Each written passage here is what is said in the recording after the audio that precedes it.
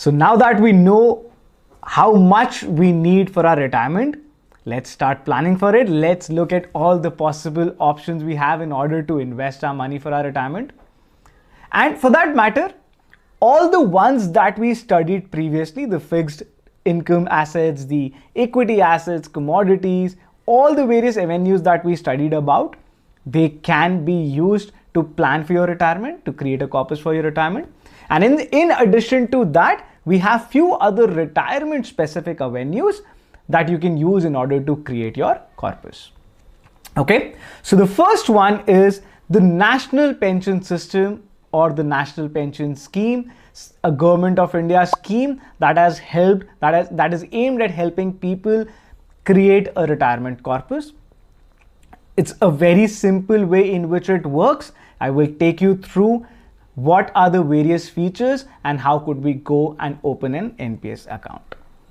So when we go and open an NPS account, it gets opened in two ways, right? Or rather, let me put it in this way. There are two accounts that you can open under the National Pension System. Tier 1 account and Tier 2 account. Tier 1 account is mandatory, and so what it means is that whatever money we put in, we cannot withdraw it till we retire. So it has a maturity at the time of your retirement. On the other hand, Tier 2 account, you can actually deposit and withdraw whenever you'd like, right? So you could say that you get some money, you've got some money from somewhere and you're not sure whether you want to keep it parked for your retirement or not. And so in that case, you put that money into Tier 2 account that would continue fetching you the interest. If you need it for some other purpose, you could simply withdraw it. Otherwise, you could let it grow, right? And so in Tier 1 account, as they say, there are no withdrawals allowed. There's a lock-in period till your maturity. But yes, under certain conditions, partial withdrawals are allowed. Now in Tier 1 account, you get a tax exemption as well. So under Section 80C, for deposits up to 1.5 lakh rupees, you get a tax exemption. Along with that, you also get that extra 50,000 rupees under the Section 80CCD. So in total, 2 lakh rupees of tax exemption is what NPS Tier 1 offers you. In addition, Tier 2 account, this is only for government employees. So if you're a government employee and you're depositing an additional 1.5 lakh rupees in the Tier 2 account, you could get a tax benefit on that as well, right? Now we need to deposit a minimum of 1,000 rupees per annum for Tier 1 account. Tier 2 account, there is no minimum deposit required. You may or may not deposit anything. Minimum amount per contribution should be at least 500 rupees in Tier 1 account and 250 rupees in Tier 2 account. At the time of opening the account, 500 again in the Tier 1 and 1,000 at Tier 2. And maximum contribution, there is no limit to it. Also, one important thing, how does the NPS fetch us interest rates?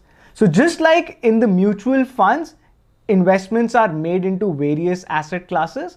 In NPS also, it functions the same way. Your money is further distributed amongst various asset classes, and how that is done, we'll look at it now. So when you go up and open an NPS account, you can choose to invest your money in two ways, the auto way or the active way. And as you see, there are three asset classes there: equity, corporate and government. Equity, as we all know, shares, companies. That's where it's very similar to how the mutual fund works. Your money is invested into various equity classes, various equity shares. Corporate into corporate bonds, government into government bonds. Now, if you choose the auto mode further has three life cycle funds based on the risk appetite that you have.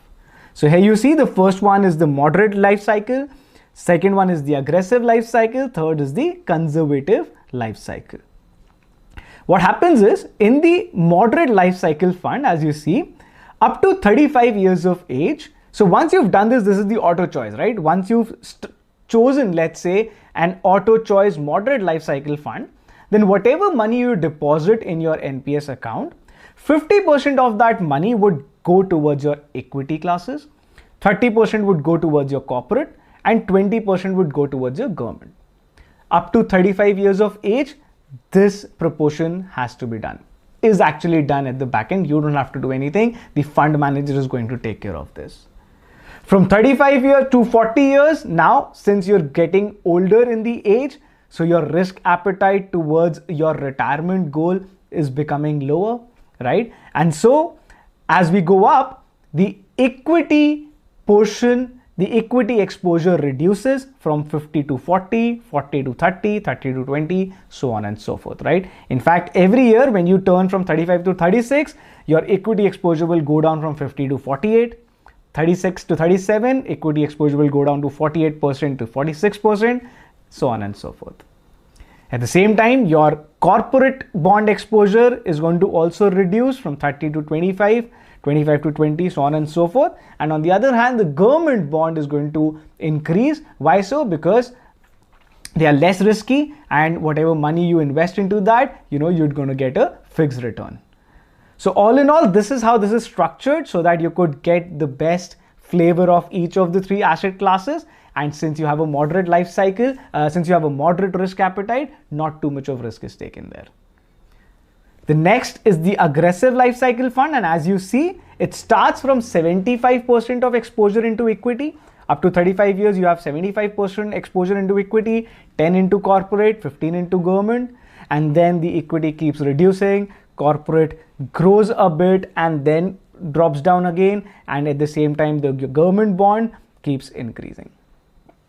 And finally, the conservative, where the person cannot take too much of risk. The equity starts from 25% exposure, keeps going down as you grow up in the age. On the other hand, the corporate also keeps going down as you grow up in the age, and the government keeps going up as you grow up in the age.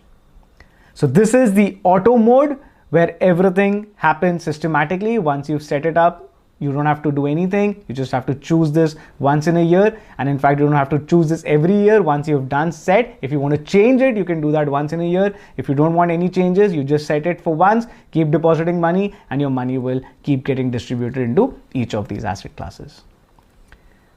The next one is the active choice, where you want to take active participation into how your money gets distributed. And so if you choose the active investment choice, in that case, you could put up to 75% into equity, up to a full 100% into corporate if you don't want to go for equity or government, or if you don't even want to go for any of those, you could put a full 100% into government.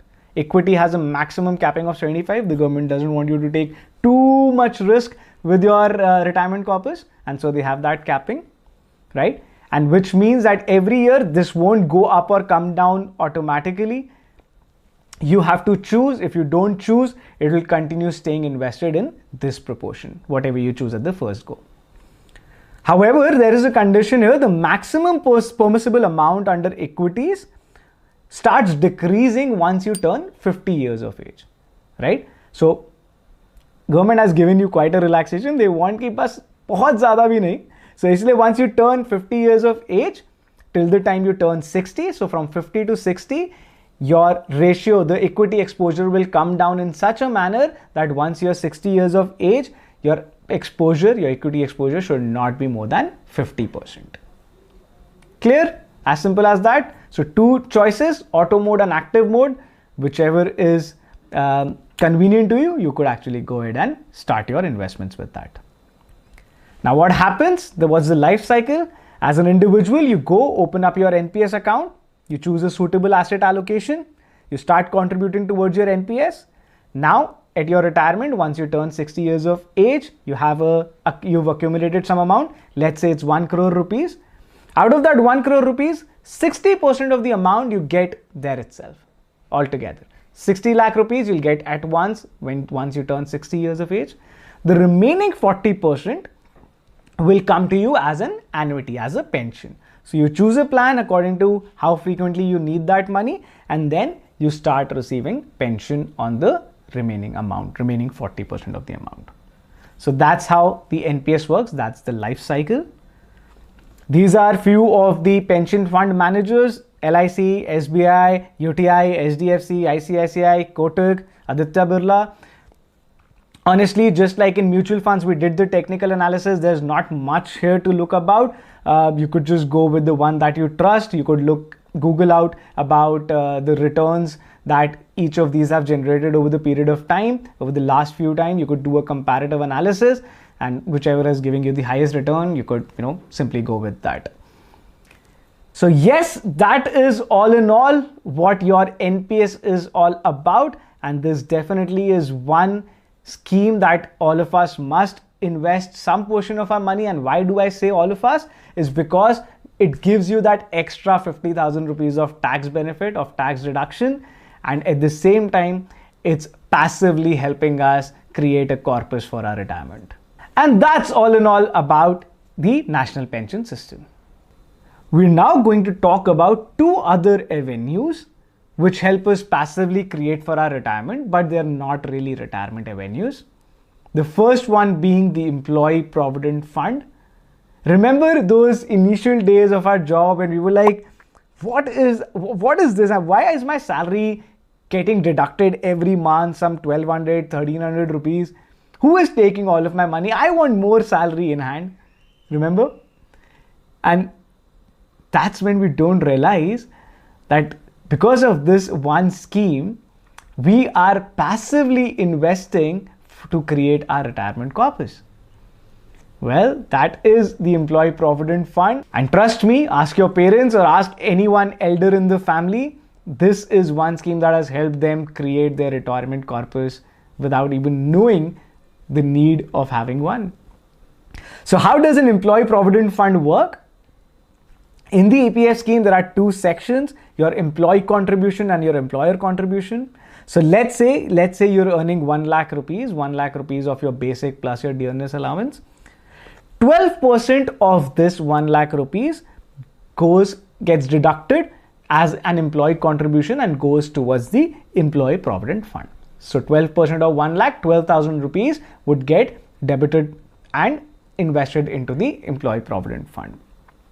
On the other hand, you have the employer contribution. So out of this employer contribution, once again, the 12%, but this 12% is further divided into two. 3.67% that goes from the employer side directly towards your Employer Provident Fund. And the remaining 8.33% gets deposited towards your employee pension scheme. However, at this 8.33%, there is this capping. A maximum of whatever be your salary, let 1 lakh rupees in this example, a maximum of only 15,000 rupees would be considered for this computation. So which means even if you're earning 1 lakh rupees, your max salary would be considered only as 15,000 rupees. And 8.33% of this 15,000 rupees, which amounts to be 1250 rupees, will get contributed towards your employee pension scheme. This is how the contributions happen. And now once you retire, whatever is accumulated in your Employee Provident Fund would come to you for once, you'll get all of that amount together. And whatever is there in the employee pension scheme would continue to come as a pension post your retirement. The formula for calculating the pension amount is on the screen. Calculation of pension amount under EPS is equal to salary basic plus dearness allowance, the total salary, into the service period for how long you worked, divided by 70. Okay. Now, whatever this amount comes out to be, there is a range which is fixed, which is 1,000 rupees to 7,500. So which means that if the calculation amount comes to be less than 1,000, you will still get a minimum of 1,000 rupees per month under EPS. And on the higher side, even if this amount comes out to be 15,000, 20,000 or 50,000, you will get only a maximum of 7,500 rupees as the maximum pension under the EPS. Now just think, you need almost 1.5-2 lakh rupees using that 17 lakh 23,000 annum, the retirement calculation that we did. Using that number divided by 12, you need about 1.5 lakh rupees per month. EPS gives you only 7,500 at max. How are you going to arrange the remaining 1,40,000 rupees? And that's why it's essential to start planning for your retirement and not just rely on the Employee Provident Fund scheme. Yes? There is one update to this post the budget of 2021, and that is that the interest on employees' contribution towards EPF in excess of 2.5 lakh rupees per year will be taxable. Now, once again, what does that mean? Let's take an example. Let's say an employee contributes about 3 lakh rupees per year. In such a scenario, the interest accrued on the extra 50,000 rupees in excess of 2.5 lakh, right? The extra 50,000, whatever interest they earn, that has to be taxable. They have to pay taxes on that as per the income tax slab rates. So yes, that is all in all about the Employee Provident Fund and how does that benefit us. And now let's talk about gratuity. Again, it's not a retirement specific avenue, but let's say if you're working in the same organization throughout your life, you do get your gratuity amount at the time of your retirement, because that's when you finally leave the organization. And we've seen historically Indians are sentimental towards the same organization. Well, we have some organizations that do so much for the employees that we just don't want to leave it. And so at that time, gratuity kind of plays the role of a retirement avenue. So let's look at how gratuity is calculated. Very simple formula: your salary into the number of years that you worked into 15 by 26. Now, if you worked in an organization for more than 4 years and 282 days, you become eligible for gratuity. As simple as that. If you worked in an organization for more than 4 years and 7 months, you get eligible for gratuity. Calculated on the same formula that we just mentioned, up to 20 lakh rupees of gratuity is tax-free. Above that, whatever amount you receive, that is taxable as per the income tax slab, right? So if let's say you get a gratuity of total of 25 lakh rupees, 20 lakhs is tax-free. The additional 5 lakh rupees that you get, it gets added to the income of that year, and you have to pay taxes as per your income tax slab rates. So yes, that's how gratuity is calculated, and gratuity once again can become one of your retirement specific avenues if you plan on staying in the organization for a long period of time. With that, we end the module on retirement planning. I hope this was helpful, and I hope you will now get serious towards planning your retirement finances. See you in the next module.